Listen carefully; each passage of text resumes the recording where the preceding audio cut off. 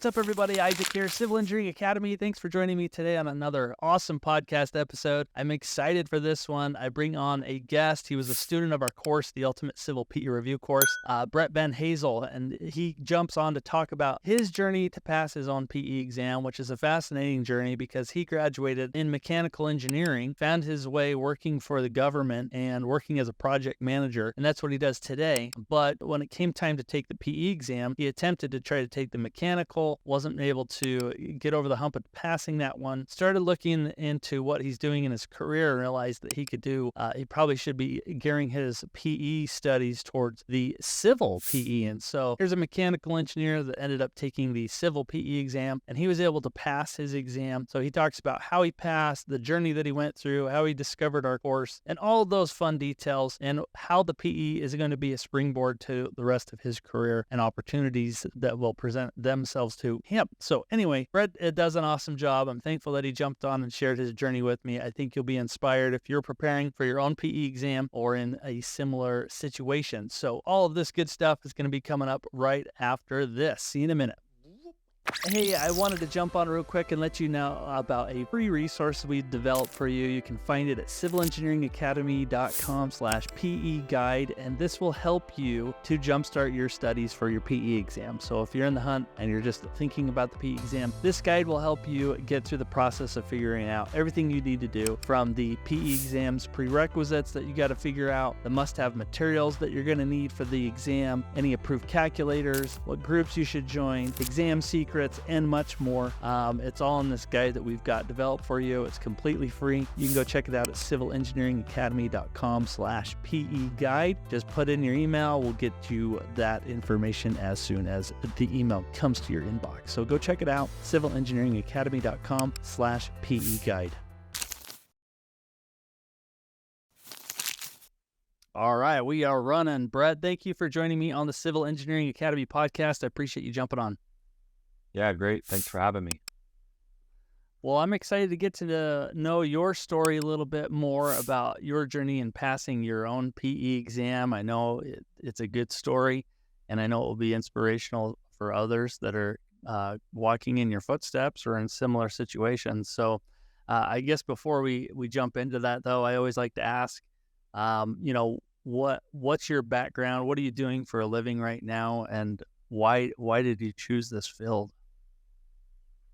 Yeah, so I'm a mechanical engineer, graduated 2002 2007. And when I got out of school, I started working for the federal government doing project management. And I did that for about, I think I did that for about 7-8 years. And then I started working for municipalities, first in the city of San Antonio and then second with the city of Corpus Christi, again doing project management. So I've been putting off the PE exam for a very long time. I let all the little things get in the way: family, marriage, job, and eventually I had to settle down and pull the trigger to take the exam.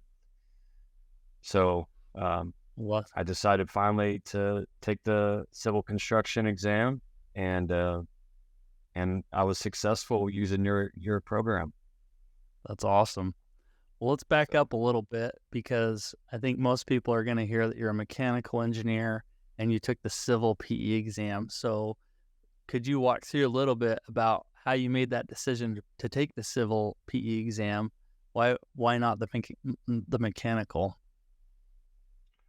Right. So I think, ever since I passed the fundamentals of engineering exam back in 2010, my plan was always to take the mechanical PE exam. And I even attempted that a couple years ago, and I was unsuccessful. And partially it was a result of me not practicing in that field. So my job has always been project management, and the majority of my day-to-day job has been in civil type construction. So, but I decided, hey, I'm going to go try the mechanical. I feel like I had a strong, knowledge base, and I felt like I could pull it off. And I did take the exam and I did okay, but I didn't do well enough to pass. And then after I took the exam, I took a step back and I said, well, let me look at the options out there for the different PEs. And uh, I actually started looking at civil construction because I said, well, what do I do every day? And I reviewed the different civil PE options. And I finally said, well, civil construction sounds a lot like what I do. And I felt like it would be easier for me to jump into that, even though civil's not my background. I felt like I could jump into that and take it on. And I did, and I pulled the trigger, taking your course and the material. I found like the material, the way you taught it, the way it was presented wasn't too difficult. I was able to just catch up. There were some areas where I was weak, and I was able to use the program, get more acclimated with the material and learn.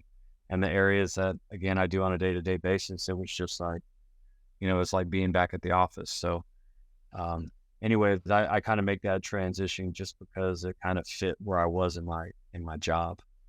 No, that makes sense. I discussed this a little earlier, but I have a friend that also did the same thing. He's a mechanical engineer all through college, and but the majority of his work was a little more civil related, and so he ended up going that route too. So it's awesome that you were able to do that. You mentioned there was some gaps, obviously, in some of the exam prep, or maybe just knowledge and topics that maybe you didn't feel like were covered.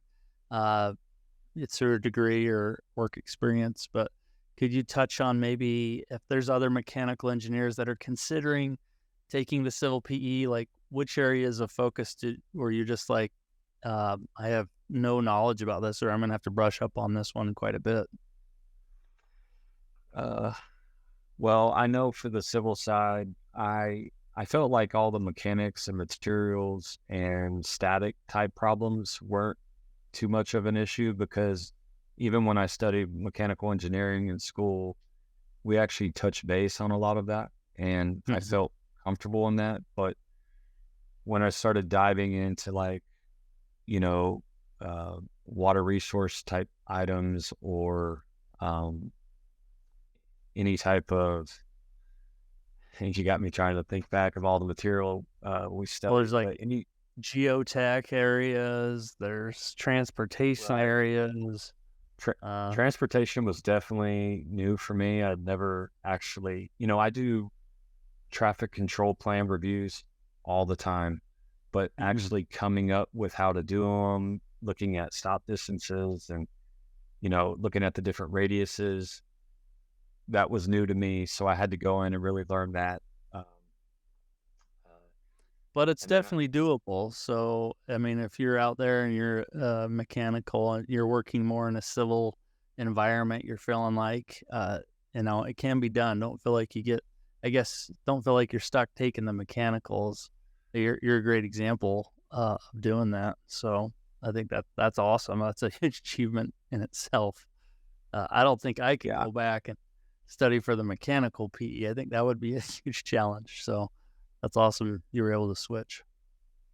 yeah, I think one of Uh, the biggest challenges, I'm sorry, Isaac, I was just going to say one of the oh, no. bigger challenges for me through the process was just squeezing the time in, you know, uh, having a family because I have two kids. So uh, finding that time where I put them to bed and then I go study for 2 hours every single night was really the key. But, the flexibility of your program kind of gives you that because you can go do it at your own pace. So, those nights I spent a lot of time on transportation. I spent a lot of time on water resources, trying to figure those things out. Being a mechanical, that stuff was kind of new to me. So Oh, for I had to sure. just squeeze it in there where I could. You bring up a good point.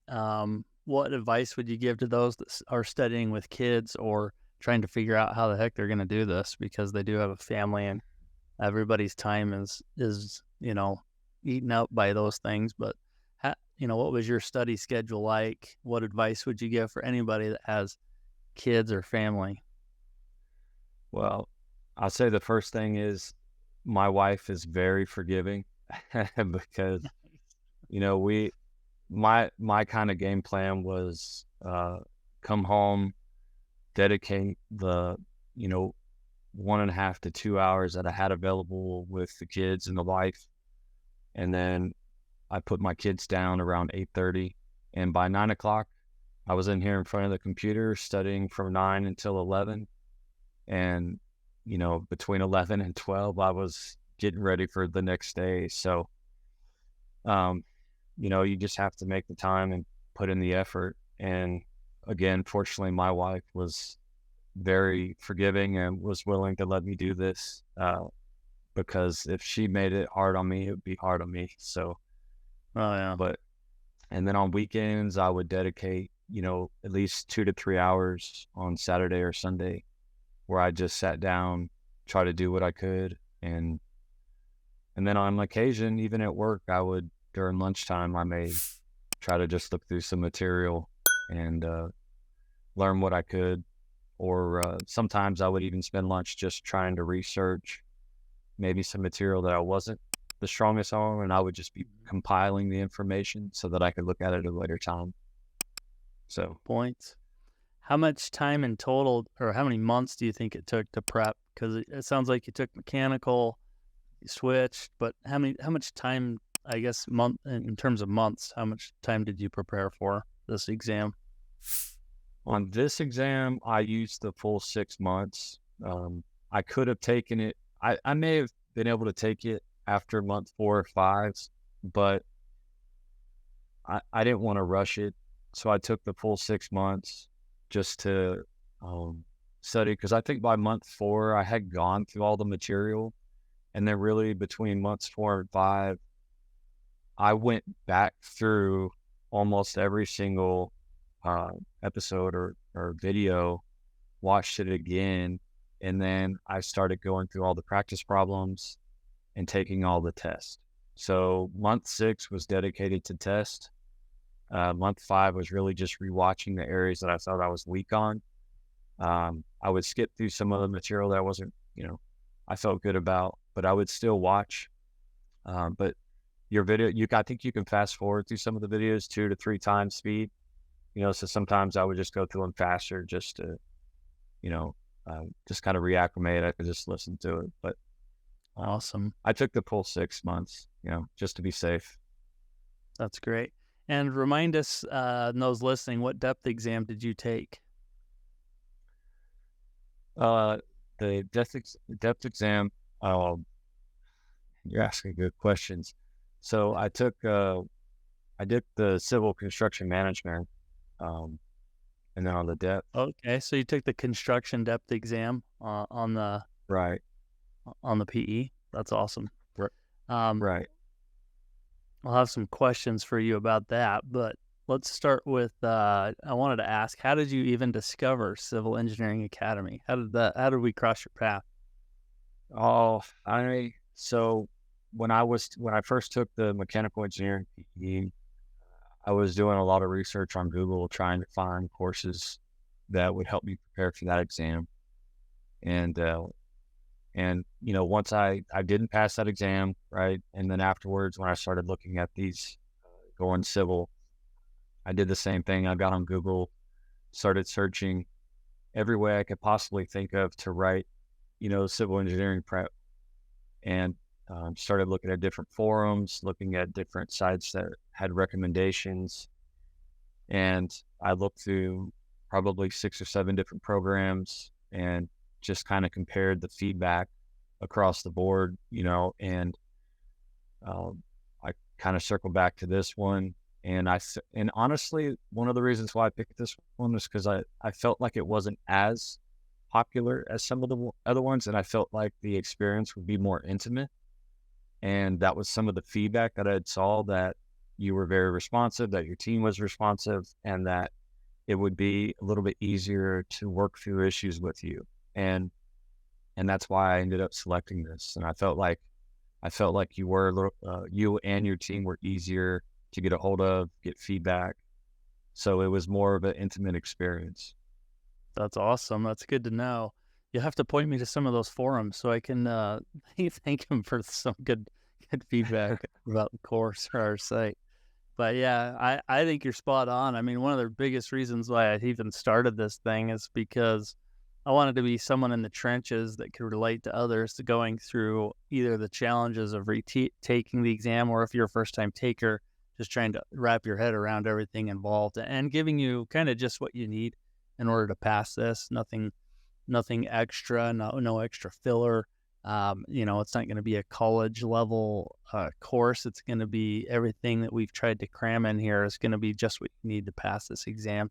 And yeah, sometimes as you get bigger and bigger, you get a little bit out of touch with being relatable to people and answering questions kind of that at that level. So I'm glad you mentioned that. So you did some homework, it sounds like, on a lot of other courses. Was that kind of the biggest distinction then in choosing us, is that you kind of felt like you could get a little better one-on-one attention? Or is there anything else that you discovered after you took the course you thought was an interesting thing? No, really. I mean, it was the intimacy, but also the feedback. A lot of people that I had seen reviews on said that the program was very good and it hit all the marks. And like I said, I honestly could not believe how spot on the material was as compared to the exam. Like I couldn't believe how close it was. I actually didn't believe it. And when I was taking the exam, I kind of chuckled a couple times because this is crazy. I can't believe because when I took the PE, I Cheat used code two for other. you. I had a cheat code. Yeah, I took two other programs for the PE exam where I did the mechanical, and I got to tell you, they were not very spot on. It was difficult. I got to certain problems on the exam, and I was just like, we never even covered this material, and I wasn't prepared, and I didn't do as well. And but this, like I said, your program was very spot on for the construction depth. So it That's great to hear. seriously, I felt like it was one of those where you take the exam and then you finish and you look at the clock and then you're like, there's got to be something wrong. I screwed up somewhere. I screwed up, so something's not right. But no, it was good. That's awesome to hear. Well, I love hearing that. Well, I'm curious, when you took the exam, for you or for anyone else that may be preparing for the exam, were there any surprises that came across your way, or do you feel like our course helped prepare you for, I guess, what those surprises may be? Did you feel like you were surprised by anything as you were going through your exam?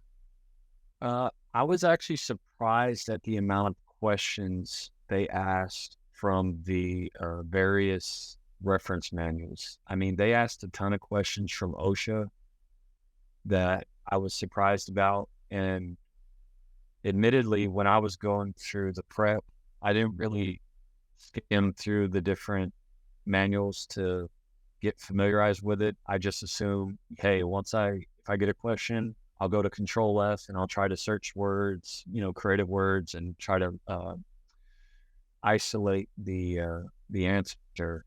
But I got to tell you, when you get into to that manual and you look, you're gonna find like 1,000 hits on a word.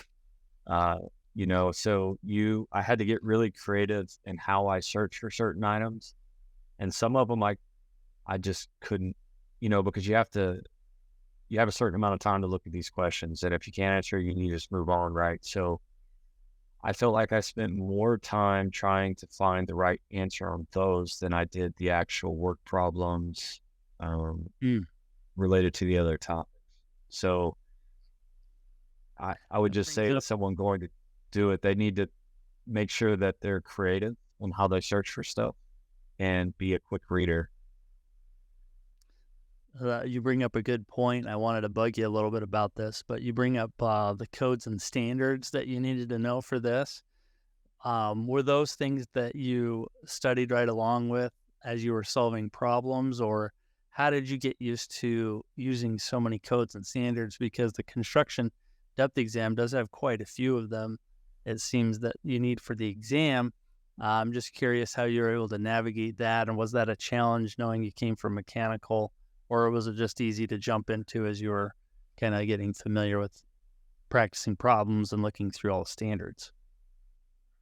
So, the codes and standards part, I feel like regardless of what um, field you are, you could be electrical, civil, mechanical, a lot of those things uh, you can navigate relatively easily, regardless of your knowledge base. Now, some of them, admittedly, some of them I looked at and I tried to interpret because they would ask questions, and I'm like, man, I have no idea. They were about a type of bolt or type of bracket, and I was like, I'm just going to skip this problem and I'll come back to it because some of them reference to, um, those codes and standards, and I already knew right away. I was like, there's no way I'm going to find this. I've never even dealt with this. So I just moved past it. For the ones that were more of, um, you're just looking up an answer in the book. Those are the ones that I attacked. And like I said, you don't really have to have any history dealing with that in order to find it. You just have to be creative on how you try to find these things. And when I was going through the prep, getting ahead of the exam, I didn't have to deal with that too much. Again, your study material captured everything I really needed to know, but I did familiarize myself with the setup ahead of the exam. So like um, I went to the website they had where you can set up, you can actually see what the exam's going to be like. I think even your practice exam that you provide, the configuration's the same. You can kind of play with it and get familiarized. So all that I was ready for. I think I just wasn't prepared for the amount of questions. It was probably up to 15 that I had to deal with. Yeah. We try to help people understand that, you're going to get thrown quite a few of those theory kind of problems where you're going to have to use engineering judgment, or if you can find anything in your codes or references, how to quickly find those, because they can be really easy to solve if you can reason them out, but they can also be Right. quite a headache if you're going to miss them. So, but yeah, there's quite a bit of them, right? There's probably 12 to 15 in the morning and probably the same amount in the afternoon. And sometimes they're a challenge. I always hear feedback that wasn't usually engineers' favorite parts about the exam. But could you tell me about the day you got your results? What was that day like for you? Oh, I I literally check my email every single day, waiting to see that email come in. And the day I got the results, I was actually in a meeting, and I was checking my email. I felt my phone vibrate, right? I look at my email and I see the headline, and I just immediately was anxious. It was hard for me to stay focused for the rest of that meeting.